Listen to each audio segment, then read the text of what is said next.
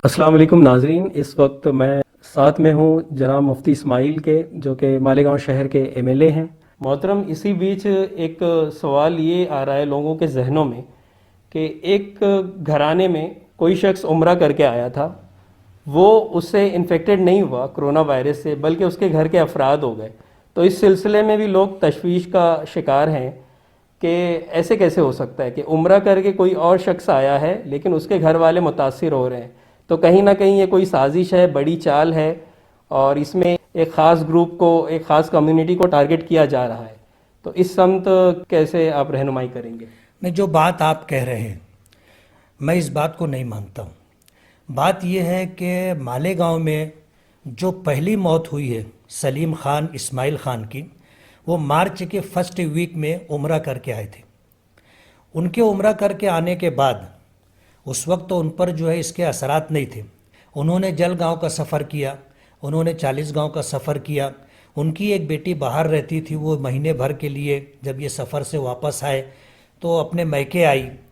आज सूरत हाल ये है कि जब उन पर मर्ज़ के असरात ज़ाहिर हुए, अलामात सामने आई, तो उनको चेकअप के लिए, इलाज व मुआवजे के लिए सिविल हॉस्पिटल ले जाया गया, उनको एडमिट कर लिया गया और उनके बलगम खून वगैरह ले करके टेस्ट के लिए पूना भेजा गया। पूना से रिपोर्ट आने से एक दिन पहले उनका इंतकाल हो गया और दूसरे दिन रिपोर्ट आई कि ये जो है कोरोना वायरस से मुतासिर थे और उनकी रिपोर्ट पॉजिटिव आई। इसी तरह जो है दूसरी जो सूरत हाल है कि मालेगांव में कैंसर का एक मरीज़ था, उसके इलाज व मुआवजे के लिए उसको बम्बई जसलोक में रखा गया था। उसके साथ जो संभालने वाला शख्स था वो एक तकरीबन 12-15 दिन वहाँ पर रहा। जब उसको ले करके वो मालेगांव आ गया तो मालेगांव आने के बाद वो जो संभालने वाला शख्स था वो जो है कोरोना से मुतासिर पाया गया। ऐसे तमाम ही रिलेटेड जो लोग हैं, कहीं ना कहीं किसी न किसी ने बाहर का सफ़र किया है और ये सूरत हाल इसलिए बनी कि वो बाहर से ले करके यहाँ आ गए और उसकी वजह से मालेगांव के अंदर ये सूरत हाल। वरना आज से 5 दिन पहले मालेगांव के लोग 100% मुतमईन थे कि ऐसा मालेगांव में कुछ भी नहीं है। इसलिए हम लोगों से ये अपील करना चाहेंगे कि वो लोग जो बैरून शहर या बैरून मुल्क का सफ़र किया है अकेले या अपने अहले खाना के साथ, वो वापस आए हैं, वो एहतियातन अपना चेकअप करवा लें।